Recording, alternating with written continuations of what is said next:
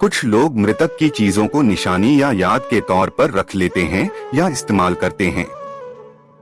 लेकिन गरुड़ पुराण में मृतक से जुड़ी ऐसी चीजों के बारे में बताया गया है जिनका इस्तेमाल नहीं करना चाहिए। मृत व्यक्ति के इन 3 चीजों का भूल कर भी नहीं करें इस्तेमाल। आकर्षित हो सकती है जीवात्मा और क्या?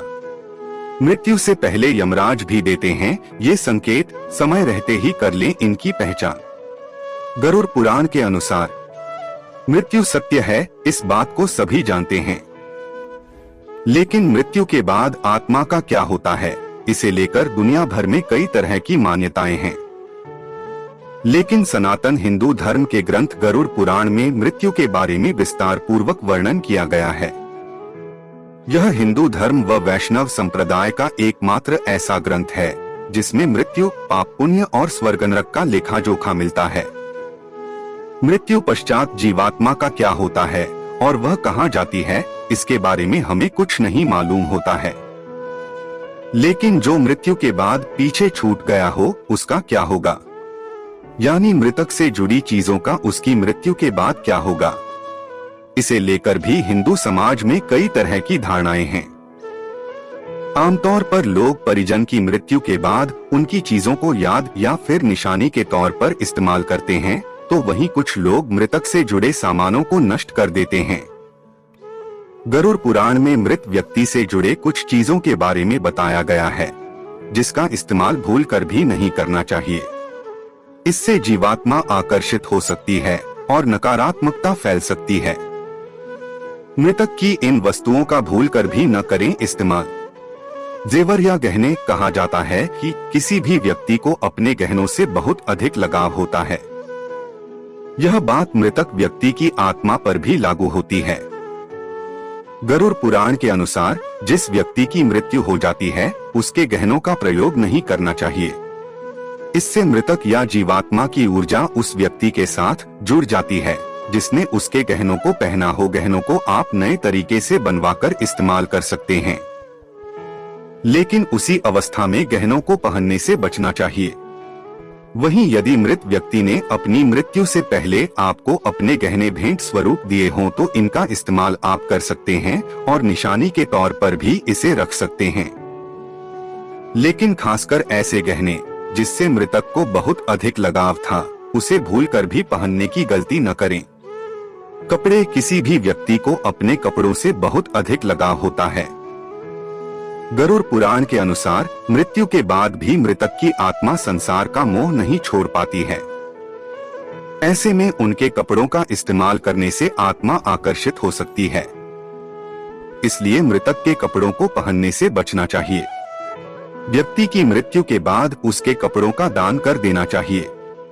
इससे आत्मा को शांति और मोक्ष की प्राप्ति होती है। घड़ी, गरुड़ पुराण के अनुसार परिजन की मृत्यु के बाद उसकी घड़ी का भी इस्तेमाल नहीं करना चाहिए। इसे लेकर मान्यता है कि घड़ी में मृतक की सकारात्मक और नकारात्मक ऊर्जा बसी होती है। मृतक की घड़ी पहनने पर नकारात्मक ऊर्जा का प्रभाव पड़ता है और उसे बार बार मृतक के सपने आते हैं। मित्रों, क्या आपको पता है? तो आइए जानते हैं क्या है वो संकेत। मृत्यु से पहले यमराज भी देते हैं ये संकेत, समय रहते ही कर लें इनकी पहचान। शास्त्रों में कहा गया है कि जो आया है वो जाएगा भी। व्यक्ति के धरती पर आने से पहले ही जाने की तिथि भी निर्धारित होती है। ऐसे में व्यक्ति को अपने कर्मों को सुधारने और अच्छे कार्य करने की सलाह दी जाती है। क्या आप जानते हैं, मृत्यु से पहले ही व्यक्ति को इस बात के संकेत मिलने लगते हैं कि अब वे ज्यादा समय तक धरती पर नहीं रहने वाले। यमराज को मृत्यु का देवता माना गया है।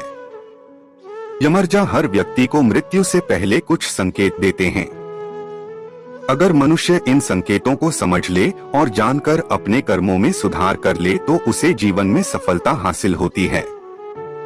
वहीं जो लोग इन संकेतों समझकर भी अनदेखा करते हैं, उन्हें मृत्यु के बाद अपने कर्मों को भोगना पड़ता है। आइए जानते हैं यमराज के संकेतों से जुड़ी कथा। धार्मिक कथा के अनुसार अमृत नाम का एक व्यक्ति यमुना नदी के किनारे रहता था और दिन रात यमराज की पूजा उपासना करता था। उसे अपनी मृत्यु से डर लगता था। एक दिन यमराज ने अमृत की पूजा से प्रसन्न हो उसे वरदान मांगने को कहा। तब उन्होंने यमराज से अमरता का वरदान मांगा। अमृत की बात सुनकर यमराज ने उसे समझाया कि हर व्यक्ति की मृत्यु जन्म के समय ही तय हो जाती है।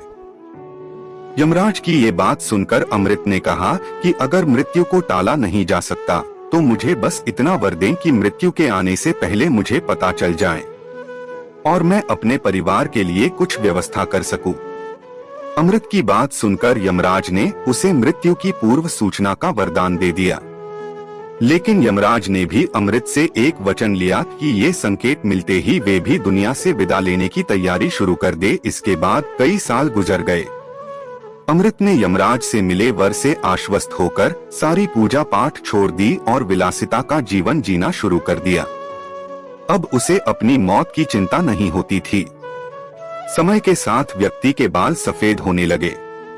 साल बीतते गए तो उसके दांत भी टूटने लगे। इसके बाद उसकी नजर कमजोर हो गई। लेकिन फिर भी यमराज का उसे कोई संकेत नहीं मिला। ऐसे ही और समय बीतता गया और बिस्तर से उठने में असमर्थ हो गया। अब वो कोई का नहीं कर पा रहा था। लेकिन उसे फिर भी लग रहा था कि यमराज ने उसे अभी तक कोई संकेत नहीं भेजा। एक दिन अपने आसपास यमदूतों को आते देख वे आश्चर्यचकित रह गया। यमराज के यमदूत अमृत को यमराज के पास ले गए। अमृत ने यमराज के पास पहुंचकर यमराज से कहा कि आपने तो वर दिया था कि मृत्यु से पहले मुझे संकेत मिलेंगे, लेकिन मुझे तो कोई संकेत नहीं मिला। तब यमराज ने बताया कि मैंने तुम्हें 4 संकेत भेजे थे, लेकिन तुम अपनी विलासितापूर्ण जीवन शैली के आगे उन संकेतों को समझ न सके। तब यमराज ने बताया कि मेरा पहला संकेत तुम्हारे सफेद बाल थे, दूसरा संकेत जब तुम्हारे दांत टूटने लगे, तीसरा संकेत आंखों की रोशनी चली गई और चौथा इशारा शरीर के अंगों का काम न करना था। लेकिन तुम इन संकेतों को समझ न पाए। पुनर्जन्म क्यों? संतोष पांडे के अनुसार इस जन्म में हम पिछले जन्म से प्रेरित होते हैं, जबकि इस जन्म के कर्म के अनुसार हमारा अगला जन्म और कुछ हद तक कर्म भी निर्धारित होता है। कर्म और पुनर्जन्म दोनों एक दूसरे से जुड़े हुए हैं। कर्मों के फल को भोगने के लिए पुनर्जन्म होता है और पुनर्जन्म के कारण फिर नए कर्म संग्रहित होते हैं। इसे यूं समझिए कि मनुष्य अपने जन्मों के कर्मों के फल का भोग करता है, जिससे वह उनसे मुक्त हो जाता है। इन भोगों से अनुभव प्राप्त करके वह नए जीवन में इनके सुधार के उपाय करता है, जिससे बार बार जन्म लेकर वह पूर्ण सुधार के साथ मोक्ष को प्राप्त होता है। इसलिए हमें हर स्थिति में अच्छे कर्म ही करने चाहिए। हम उम्मीद करते हैं कि आप सभी को यह वीडियो बहुत ज्यादा पसंद आया होगा। वीडियो को पसंद आए